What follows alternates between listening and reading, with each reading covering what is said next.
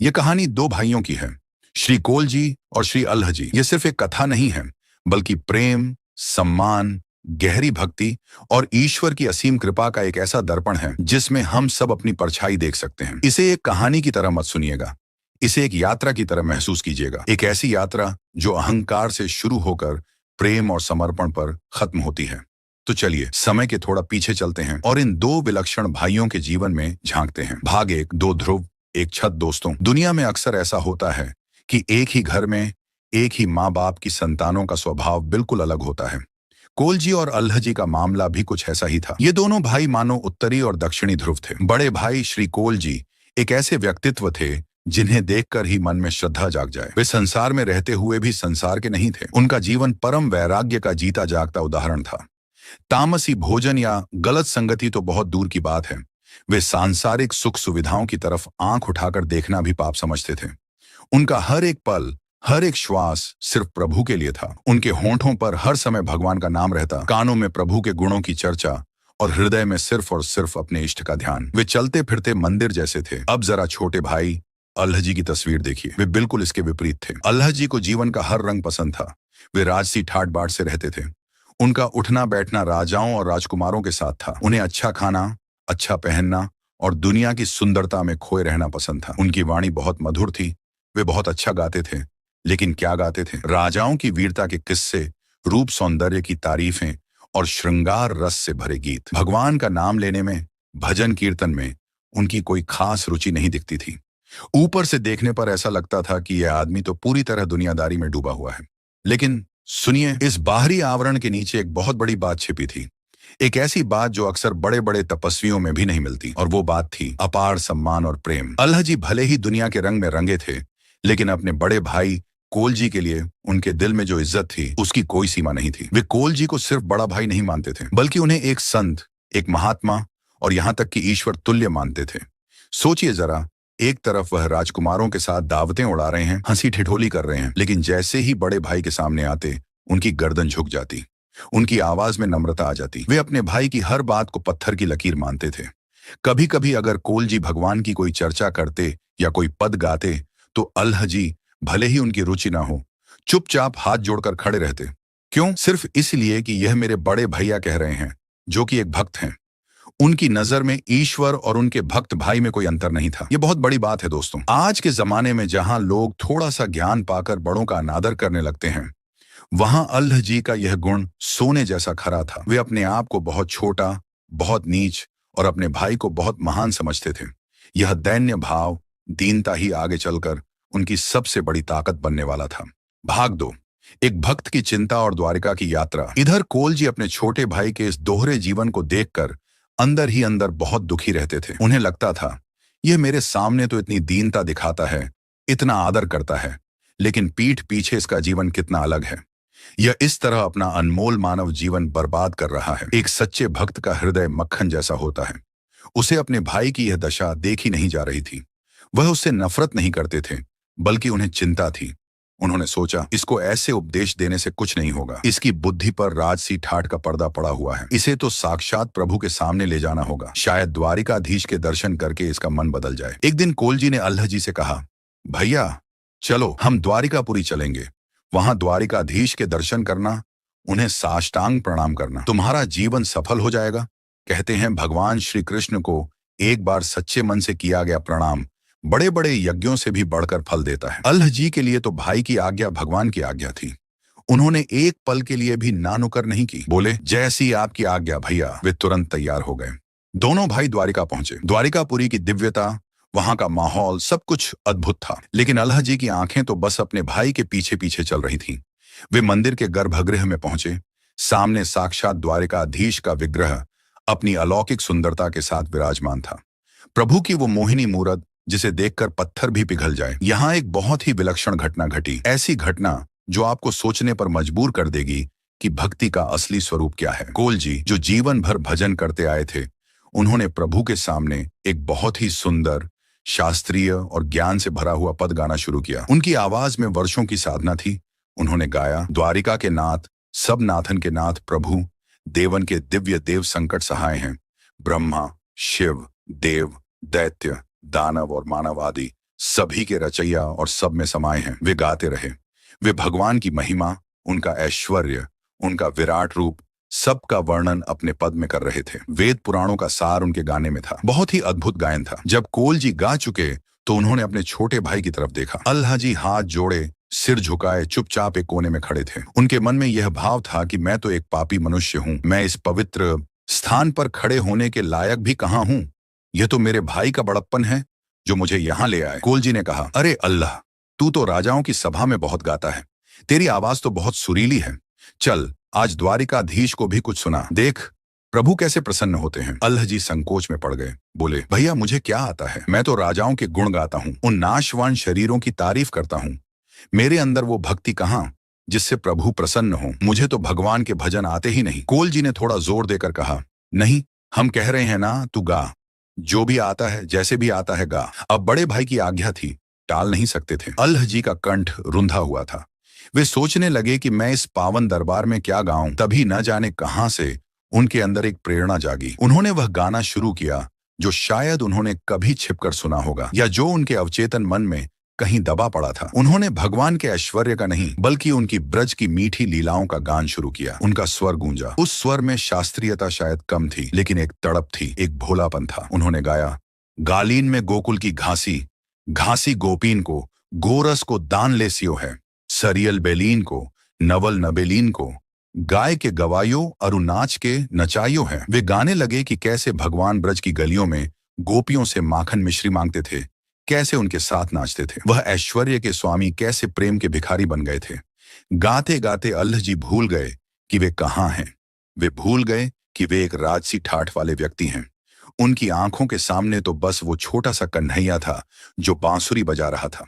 अब लाल आन मान प्राण की हरणहारी, बांसुरी बजाए घर बार भूलवायो है। उनकी आवाज में एक दर्द था, एक पुकार थी, ऐसी पुकार जो सीधे हृदय से निकलती है। और दोस्तों, आपको पता है, भगवान ऐश्वर्य से नहीं रीझते, वे तो भाव के भूखे हैं। भाव का भूखा हूं मैं, और भाव ही बस सार है। जैसे ही अल्लाह जी का पद पूरा हुआ, पूरे मंदिर में एक सन्नाटा छा गया। और फिर उस सन्नाटे को चीरती हुई एक आवाज आई। वह आवाज किसी इंसान की नहीं थी, साक्षात मूर्ति से आवाज आई, वाह वाह वाह।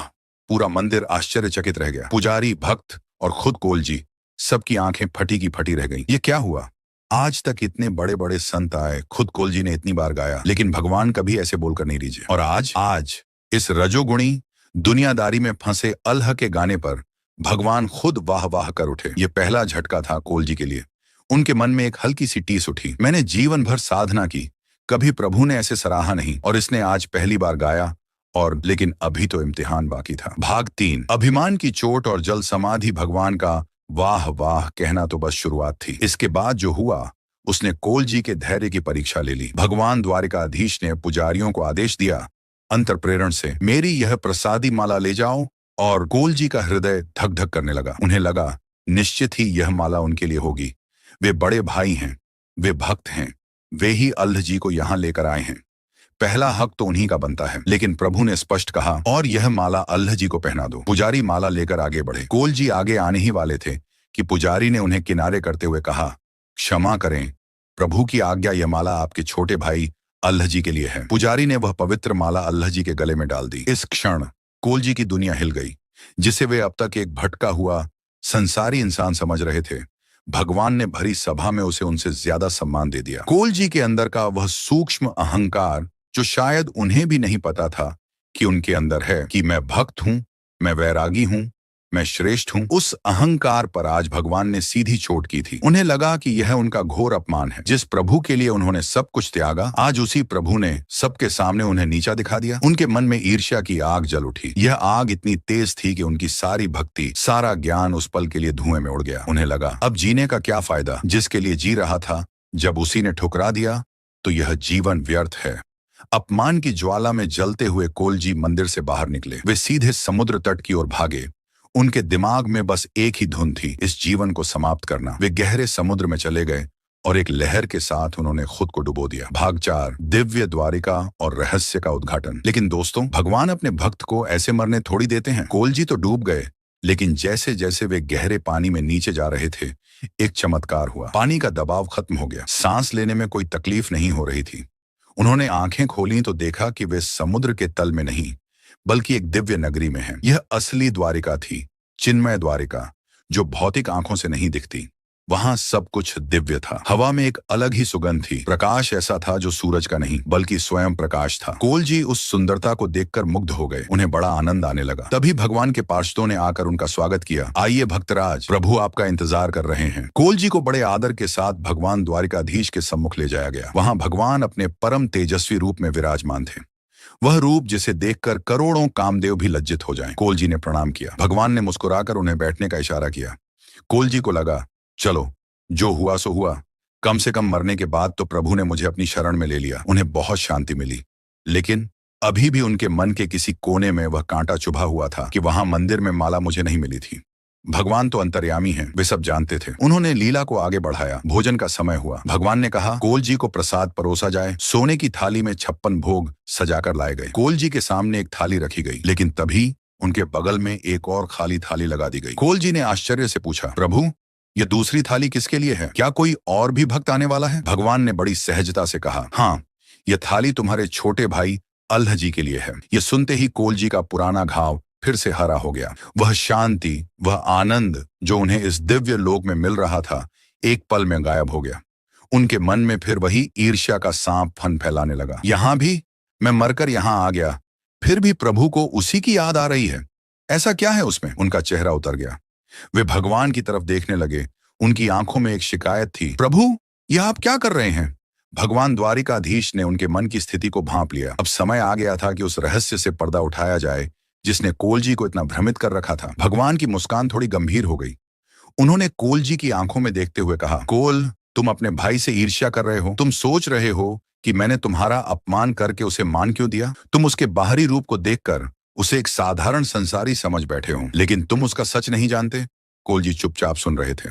भगवान ने आगे कहा, ध्यान से सुनो। जिसे तुम अपना छोटा भाई अल्लाह समझते हो, वह कोई साधारण जीव नहीं है। वह पूर्व जन्म में एक महान राजर्षि था। एक राजकुमार होते हुए भी उसने बचपन में ही सब कुछ त्याग दिया था और घोर जंगल में जाकर मेरी तपस्या की थी।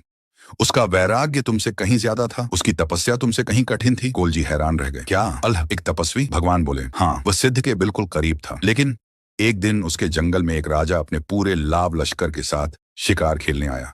राजा का ठाट बाट, सुंदर स्त्रियां, भोग विलास की सामग्री, ये सब देखकर उस तपस्वी के मन में सिर्फ एक पल के लिए एक दबी हुई वासना जाग उठी। उसने सोचा, अरे, अगर मैं बाबा जी न बनता तो मैं भी ऐसे ही सुख भोग सकता था। बस वह एक पल का विचार, वह एक वासना का बीज उसके पतन का कारण बन गया। भगवान ने समझाया, कोल, भक्ति के मार्ग में यह वासना बहुत खतरनाक होती है।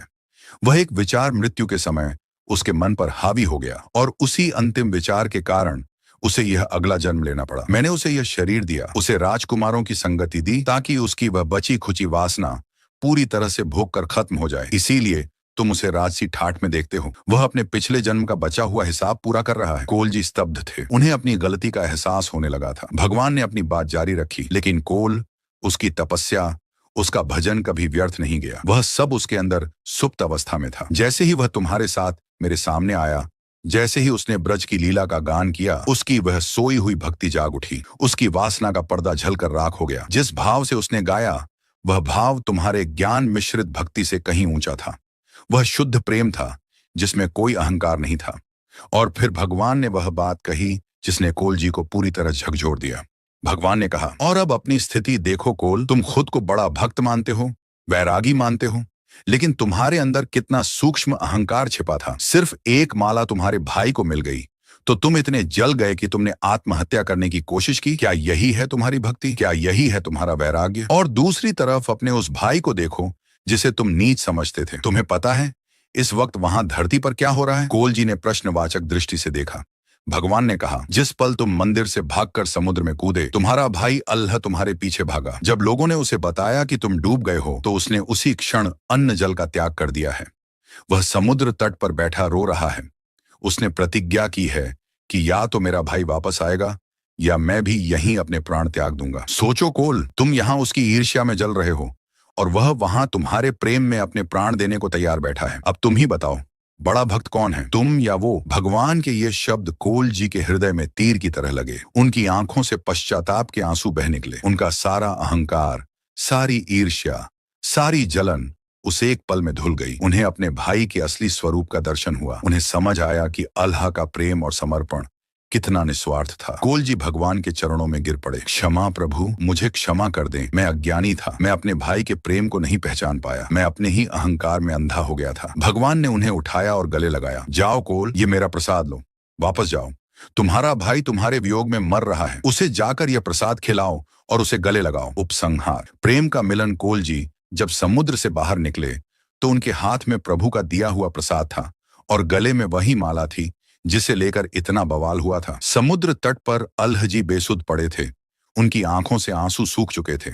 जैसे ही उन्होंने अपने बड़े भाई को जीवित देखा, वे दौड़कर आए और उनके चरणों में गिर पड़े। भैया, आप लौट आए, मैं तो मर ही जाता आपके बिना। कोल जी ने उन्हें उठाया और कसकर गले लगा लिया। आज दोनों भाइयों की आंखों में आंसू थे, लेकिन यह आंसू प्रेम के थे, भक्ति के थे। कोल जी ने कहा, नहीं अल्लाह, छोटा मैं हूं, तू बड़ा है, तेरा प्रेम मुझसे कहीं बड़ा है। उन्होंने वह प्रसाद अपने हाथ से अल्लाह जी को खिलाया। उस दिन के बाद दोनों भाइयों का जीवन बदल गया। वे दोनों सब कुछ त्याग कर वनवासी होकर साथ साथ प्रभु का भजन करने लगे। अब उनके बीच कोई छोटा बड़ा नहीं था, कोई ईर्ष्या नहीं थी, था तो सिर्फ कृष्ण का प्रेम। तो दोस्तों, ये थी श्री कोल जी और अल्लाह जी की कथा। ये कहानी हमें बहुत कुछ सिखाती है। पहली बात, कभी किसी के बाहरी आचरण को देखकर उसकी भक्ति का अंदाजा मत लगाओ। कोई ऊपर से संसारी दिख सकता है पर अंदर से महाभक्त हो सकता है। दूसरी बात, भक्ति के मार्ग में अहंकार सबसे बड़ा दुश्मन है। मैं भक्त हूँ, यह भाव भी एक तरह का अहंकार ही है। जब तक हम खुद को दीनहीन मानकर प्रभु के सामने नहीं जाते, तब तक उनकी असली कृपा नहीं मिलती। अल्लाह जी का दैन्य भाव ही उनकी जीत का कारण बना। तीसरी बात, आपसी प्रेम और सम्मान से बड़ा कोई धर्म नहीं। अल्लाह जी ने अपने बड़े भाई में ईश्वर को देखा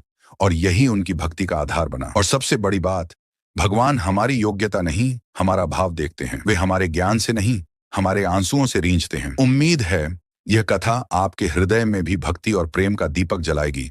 राधे राधे।